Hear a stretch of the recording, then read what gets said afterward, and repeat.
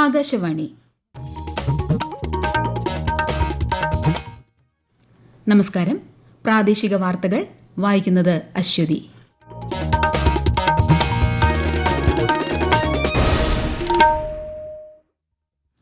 പ്രധാന വാർത്തകൾ.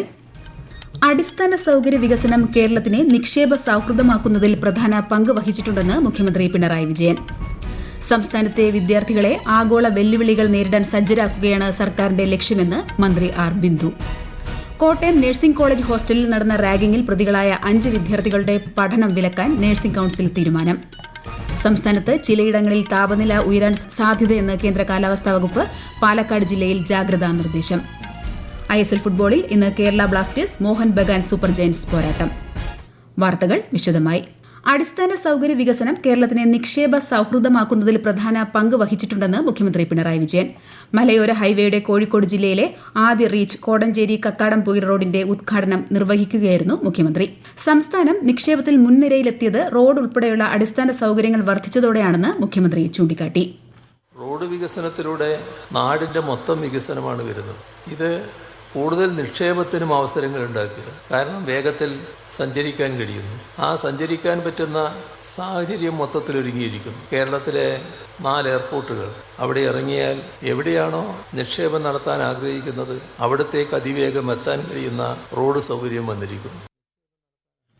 വഖഫിന്റെ പേരിൽ സംസ്ഥാനത്ത് ആരെയും കുടിയിറക്കില്ലെന്ന് മുഖ്യമന്ത്രി പിണറായി വിജയൻ. വഖഫ് ബോർഡിന്റെ കോഴിക്കോട് മേഖലാ ഓഫീസ് കെട്ടിടം ഉദ്ഘാടനം ചെയ്യുകയായിരുന്നു അദ്ദേഹം. ന്യൂനപക്ഷങ്ങളുടെ സാമൂഹ്യ ഉന്നമനമാണ് കേരളത്തിന്റെ ലക്ഷ്യമെന്നും ന്യൂനപക്ഷങ്ങളുടെ ഭരണഘടനാപരമായി ലഭിച്ച അവകാശങ്ങൾ സംരക്ഷിക്കുമെന്നും മുഖ്യമന്ത്രി വ്യക്തമാക്കി. ചടങ്ങിൽ മന്ത്രിമാരായ വി അബ്ദുറഹ്മാൻ, PA മുഹമ്മദ് റിയാസ് എന്നിവർ പങ്കെടുത്തു. സംസ്ഥാനത്തെ വിദ്യാർത്ഥികളെ ആഗോള വെല്ലുവിളികൾ നേരിടാൻ സജ്ജരാക്കുകയാണ് സർക്കാരിന്റെ ലക്ഷ്യമെന്ന് മന്ത്രി ആർ ബിന്ദു. ഉന്നത വിദ്യാഭ്യാസ മേഖലയെ ആഗോളതലത്തിലേക്ക് എത്തിക്കുന്നതിന് തന്ത്രപരമായ ഇടപെടലുകളാണ് സർക്കാർ സ്വീകരിച്ചു വരുന്നതെന്നും മന്ത്രി പറഞ്ഞു. കേരള ഇൻസ്റ്റിറ്റ്യൂഷണൽ റാങ്കിംഗ് ഫ്രെയിംവർക്കിന്റെ പുരസ്കാരങ്ങൾ കൊച്ചിയിൽ വിതരണം ചെയ്യുകയായിരുന്നു മന്ത്രി. ദേശീയ രാജ്യാന്തര റാങ്കിങ്ങിൽ സംസ്ഥാനത്തു നിന്നുള്ള സ്ഥാപനങ്ങൾ സ്ഥിരമായി ഇടം പിടിക്കുന്നുണ്ടെന്നും മന്ത്രി ചൂണ്ടിക്കാട്ടി. പൊതുവിദ്യാലയങ്ങൾ നാടിന്റെ സമ്പത്താണെന്നും അവ സംരക്ഷിക്കേണ്ടത് സമൂഹത്തിന്റേതെന്ന പോലെ സർക്കാർ ജീവനക്കാരുടെയും അധ്യാപകരുടെയും ചുമതലയാണെന്ന് മന്ത്രി വി ശിവൻകുട്ടി. കാസർഗോഡ് AKSTU 28ാം വിദ്യാഭ്യാസ സമ്മേളനം ഉദ്ഘാടനം ചെയ്യുകയായിരുന്നു മന്ത്രി. കുറ്റകൃത്യങ്ങളിൽ ഏർപ്പെട്ട 120ഓളം അധ്യാപകരുടെ പട്ടിക കിട്ടിയിട്ടുണ്ടെന്നും ഇവർക്കെതിരെ ശക്തമായ നടപടിയെടുക്കുമെന്നും മന്ത്രി അറിയിച്ചു. കോട്ടയം നഴ്സിംഗ് കോളേജ് ഹോസ്റ്റലിൽ നടന്ന റാഗിംഗിൽ പ്രതികളായ 5 വിദ്യാർത്ഥികളുടെ പഠനം വിലക്കും. നഴ്സിംഗ് കൌൺസിലിന്റേതാണ് തീരുമാനം. കോട്ടയം സ്വദേശികളായ സാമുൽ ജോൺസൺ, വിവേക്, മലപ്പുറം സ്വദേശികളായ രാഹുൽ രാജ്, റിജിൽജിത്ത്, വയനാട് സ്വദേശി ജീവ എന്നിവരുടെ പഠനത്തിനാണ് വിലക്ക് ഏർപ്പെടുത്താൻ തീരുമാനമായത്. നഴ്സിംഗ് കൌൺസിലിന്റെ തീരുമാനം കോളേജിനെ അറിയിക്കും. പ്രതികളായവരെ നേരത്തെ സസ്പെൻഡ് ചെയ്തിരുന്നു. സംസ്ഥാനത്തെ ക്യാമ്പസുകളിലെ റാഗിംഗ് വിഷയത്തിൽ പ്രതികരിച്ച് ഉന്നത വിദ്യാഭ്യാസ മന്ത്രി ആർ ബിന്ദു. ഭീതിയുടെ അന്തരീക്ഷം ഉണ്ടാകുമ്പോൾ കുട്ടികൾ ഭയപ്പെടുന്നതാണ് റാഗിങ്ങിന് കാരണമെന്നും ആന്റി റാഗിംഗ് സെല്ലുകൾ കൃത്യമായി പ്രവർത്തിക്കാത്തതല്ലെന്നും മന്ത്രി പറഞ്ഞു. കുട്ടികൾക്ക് ഉള്ളിലെ സംഘർഷങ്ങൾ തുറന്നു പറയാൻ ഉള്ള സാവകാശം ഇല്ലാത്തതാണ് മറ്റൊരു കാരണമെന്നും മന്ത്രി വ്യക്തമാക്കി. നാഷണൽ സർവീസ് സ്കീമിന്റെ നേതൃത്വത്തിൽ ലഹരി നിർമ്മാർജ്ജനത്തിനായി രൂപീകരിച്ച ആസാദ് സേന ക്യാമ്പസ് കമ്മ്യൂണിറ്റി തീവ്ര കർമ്മ പദ്ധതിയുടെ സംസ്ഥാനതല ഉദ്ഘാടനം മന്ത്രി ആർ ബിന്ദു കൊച്ചിയിൽ നിർവഹിച്ചു. ആസാദ് സേനയ്ക്ക് പരിശീലനം കൊടുത്തുകൊണ്ട് ലഹരിമുക്ത കേരളമാണ് ലക്ഷ്യമിടുന്നതെന്ന് മന്ത്രി പറഞ്ഞു. ആസാദ് സേനയ്ക്ക് പരിശീലനം കൊടുത്തുകൊണ്ട് തന്നെ ഈ മേഖലയിൽ സമ്പൂർണമായ ലഹരി വിരുദ്ധ സംസ്ഥാനം എന്ന നിലയിൽ, ലഹരി രഹിത സംസ്ഥാനം എന്ന നിലയിൽ കേരളത്തെ മാറ്റിയെടുക്കാനുള്ള നമ്മുടെ അശ്രാന്ത പരിശ്രമത്തിന്റെ ഭാഗമാണ് ആസാദ് സേനയുടെ രൂപീകരണം. വയനാട് വിഷയത്തിൽ കേരളം കേന്ദ്ര സർക്കാരിനോട് ആവശ്യപ്പെട്ടത് ഭരണഘടനാപരമായ അവകാശമാണെന്നും എന്നാൽ കേന്ദ്രം അനുവദിച്ചത് ഉപാധികളോടെയുള്ള വായ്പ മാത്രമാണെന്നും മന്ത്രി കെ രാജൻ പറഞ്ഞു. 45 ദിവസത്തിനകം ചെലവഴിക്കണമെന്ന വ്യവസ്ഥയോടെയാണ് വായ്പ കൈമാറുന്നത്. അനുവദിച്ച വായ്പ ഉപയോഗിക്കുമെന്നും നടപ്പിലാക്കേണ്ട പദ്ധതികളുടെ എസ്റ്റിമേറ്റ് തയ്യാറാക്കുമെന്നും മന്ത്രി തൃശൂരിൽ മാധ്യമപ്രവർത്തകരോട് പറഞ്ഞു. ഇതുമായി ബന്ധപ്പെട്ട് പ്രിൻസിപ്പൽ സെക്രട്ടറിമാരുടെ യോഗം ചേരുമെന്നും മന്ത്രി അറിയിച്ചു. ഈ വാർത്തകൾ ആകാശവാണിയിൽ നിന്ന്. ആകാശവാണി വാർത്തകളും വാർത്താധിഷ്ഠിത പരിപാടികളും all India radio news Thiruvananthapuram YouTube ചാനലിലും all India radio news Thiruvananthapuram Facebook പേജിലും AR News_ തിരുവനന്തപുരം ഇൻസ്റ്റഗ്രാം അക്കൌണ്ടിലും AR News_TVM X ഹാൻഡിലും ലഭ്യമാണ്. ആകാശവാണി തിരുവനന്തപുരം നിലയം പ്രക്ഷേപണം ചെയ്യുന്ന നേർവഴി പരിപാടിയിൽ നിന്ന് പ്രചോദനം ഉൾക്കൊണ്ട് കാഴ്ച പരിമിതിയുള്ളവർക്ക് സഞ്ചാരം സുഗമമാക്കാൻ നേർവഴി എന്ന ആപ്പ് പുറത്തിറക്കി. നരുവാമൂട് ചിന്മയ വിദ്യാലയത്തിലെ ഒരു കൂട്ടം വിദ്യാർത്ഥികൾ ടെക്കോസ എന്ന കമ്പനിയുടെ സഹകരണത്തോടെയാണ് ആപ്പ് സജ്ജമാക്കിയത്. സംസ്ഥാന സർക്കാരുമായി നടത്തിയ ചർച്ച സമവായത്തിൽ എത്താത്തതിനാൽ സമരം തുടരുമെന്ന് ആശാവർക്കർമാർ.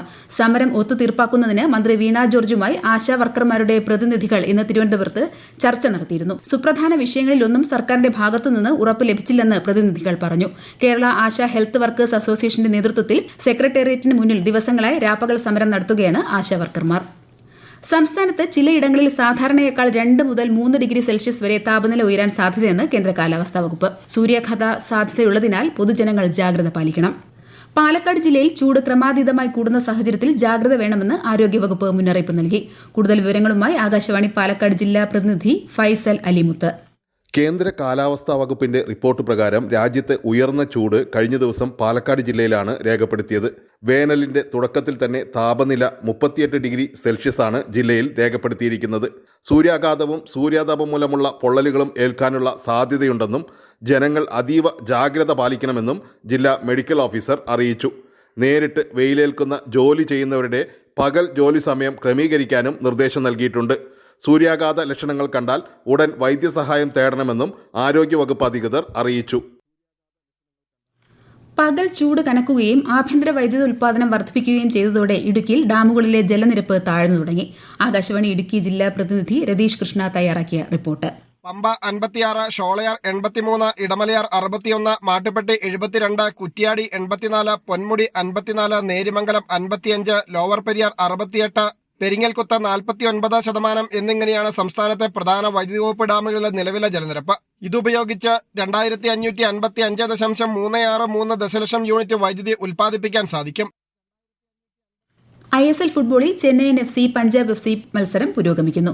നിലവിൽ ഇരു ടീമുകളും ഓരോ ഗോൾ വീതം നേടിയിട്ടുണ്ട്. ഇന്ന് രാത്രി 7:30 നടക്കുന്ന മറ്റൊരു മത്സരത്തിൽ കേരള ബ്ലാസ്റ്റേഴ്സ് മോഹൻ ബഗാൻ സൂപ്പർ ജയൻസിനെ നേരിടും. കൊച്ചി ജവഹർലാൽ നെഹ്റു സ്റ്റേഡിയത്തിലാണ് മത്സരം. ISL മത്സരത്തോടനുബന്ധിച്ച് കൊച്ചി മെട്രോ സർവീസ് സമയം ദീർഘിപ്പിച്ചു. രാത്രി 11 മണിവരെ കല്ലൂർ സ്റ്റേഡിയത്തിൽ നിന്ന് ആലുവയിലേക്കും തൃപ്പൂണിത്തുറയിലേക്കും സർവീസ് ഉണ്ടായിരിക്കും. വനിതാ പ്രീമിയർ ലീഗ് 2020 ക്രിക്കറ്റിൽ ഇന്ന് മുംബൈ ഇന്ത്യൻസ് ഡൽഹി ക്യാപിറ്റൽസിനെ നേരിടും. രാത്രി 7:30 വഡോദരയിലാണ് മത്സരം. രജിസ്ട്രാർ ഓഫീസുകളെ ക്യാഷ്ലെസ് ഓഫീസുകളാക്കി മാറ്റുമെന്ന് മന്ത്രി രാമചന്ദ്രൻ കടന്നപ്പള്ളി. രജിസ്ട്രേഷൻ വകുപ്പ് ജീവനക്കാരുടെ കാസർഗോഡ് ജില്ലാതല അവലോകന യോഗം ഉദ്ഘാടനം ചെയ്യുകയായിരുന്നു അദ്ദേഹം. എല്ലാ പണമിടപാടുകളും പേയ്മെന്റ് സംവിധാനത്തിലേക്ക് മാറ്റുകയും സബ് രജിസ്ട്രാർ ഓഫീസുകളിൽ സൌഹൃദ സമിതികൾ രൂപീകരിക്കുകയും ചെയ്യുമെന്ന് മന്ത്രി വ്യക്തമാക്കി. കേരള മൺപാത്ര നിർമ്മാണ സമുദായ സഭ സംസ്ഥാന സമ്മേളനം നാളെ രാവിലെ കാസർഗോഡ് എരിക്കുളം ദേവസ്വം മൈതാനത്ത് മന്ത്രി രാമചന്ദ്രൻ കടന്നപ്പള്ളി ഉദ്ഘാടനം ചെയ്യും. പട്ടികജാതി വിഭാഗത്തിൽ ഉൾപ്പെടുത്താൻ കേന്ദ്രത്തിൽ വീണ്ടും ശുപാർശ ചെയ്യുക, തൊഴിലുകളിലും കോഴ്സുകളിലും സംവരണം നൽകുക, മൺപാത്ര നിർമ്മാണ തൊഴിൽ സംരക്ഷിക്കാൻ കോർപ്പറേഷൻ പ്രവർത്തനം സജ്ജമാക്കുക തുടങ്ങിയ ആവശ്യങ്ങൾ സമ്മേളനം ഉന്നയിക്കുമെന്ന് ഭാരവാഹികൾ അറിയിച്ചു. ഏറ്റുമാനൂർ സ്റ്റേഷൻ ഗ്രേഡ് SI സിനിൽകുമാർ കുഴഞ്ഞു വീണു മരിച്ചു. നെഞ്ചുവേദനയെ തുടർന്ന് രാവിലെ കുഴഞ്ഞു വീഴുകയായിരുന്നു. വൈക്കം താലൂക്ക് ആശുപത്രിയിൽ എത്തിച്ചെങ്കിലും ജീവൻ രക്ഷിക്കാനായില്ല. കാഞ്ഞിരപ്പള്ളി ഇളങ്കാടിൽ പുലിയുടെ ജഡം കണ്ടെത്തിയ സംഭവത്തിൽ കൂടുതൽ അന്വേഷണം നടത്തും. പുലിയുടെ ജഡം പോസ്റ്റ്മോർട്ടം ചെയ്തു. കഴുത്തിലെ ആഴത്തിലുള്ള മുറിവാണ് മരണകാരണം. കഴുത്തിലെ മുറിവിൽ ഇരുമ്പ് കമ്പി കണ്ടെത്തിയിട്ടുണ്ട്. പന്നിയെ പിടികൂടാൻ വേണ്ടി തയ്യാറാക്കിയ കെണിയിൽ പുലി കുടുങ്ങിയതാകാമെന്നും സൂചനയുണ്ട്. പിന്നാക്ക വിഭാഗക്കാരുടെ വിദ്യാഭ്യാസ ഉന്നതി ഉറപ്പാക്കുമെന്നും ഇതിനായി നിരവധി പദ്ധതികളാണ് സർക്കാർ ആവിഷ്കരിക്കുന്നതെന്നും മന്ത്രി ഒ.ആർ. കേളു. കണ്ണൂർ കോളയാട് ഗ്രാമപഞ്ചായത്തിലെ Peruva Chembukkavu pre metric hostel ഉദ്ഘാടനം ചെയ്യുകയായിരുന്നു മന്ത്രി. ആദിവാസി വിഭാഗത്തിലെ 1800 വിദ്യാർത്ഥികളെ വിദേശ രാജ്യങ്ങളിൽ അയച്ച് സംസ്ഥാന സർക്കാർ പഠിപ്പിക്കുകയാണ്. പ്രധാന വാർത്തകൾ വീണ്ടും. അടിസ്ഥാന സൌകര്യ വികസനം കേരളത്തിനെ നിക്ഷേപ സൌഹൃദമാക്കുന്നതിൽ പ്രധാന പങ്ക് വഹിച്ചിട്ടുണ്ടെന്ന് മുഖ്യമന്ത്രി പിണറായി വിജയൻ.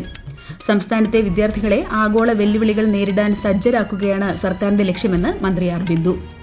കോട്ടയം നഴ്സിംഗ് കോളേജ് ഹോസ്റ്റലിൽ നടന്ന റാഗിംഗിൽ പ്രതികളായ 5 വിദ്യാർത്ഥികളുടെ പഠനം വിലക്കാൻ നഴ്സിംഗ് കൌൺസിൽ തീരുമാനം. സംസ്ഥാനത്ത് ചിലയിടങ്ങളിൽ താപനില ഉയരാൻ സാധ്യതയെന്ന് കേന്ദ്ര കാലാവസ്ഥാ വകുപ്പ്. പാലക്കാട് ജില്ലയിൽ ജാഗ്രതാ നിർദ്ദേശം. ISL ഫുട്ബോളിൽ ഇന്ന് Kerala Blasters Mohun Bagan Super Giants പോരാട്ടം. പ്രാദേശിക വാർത്തകൾ കഴിഞ്ഞു. അടുത്ത വാർത്താ പ്രക്ഷേപണം രാത്രി 7:25.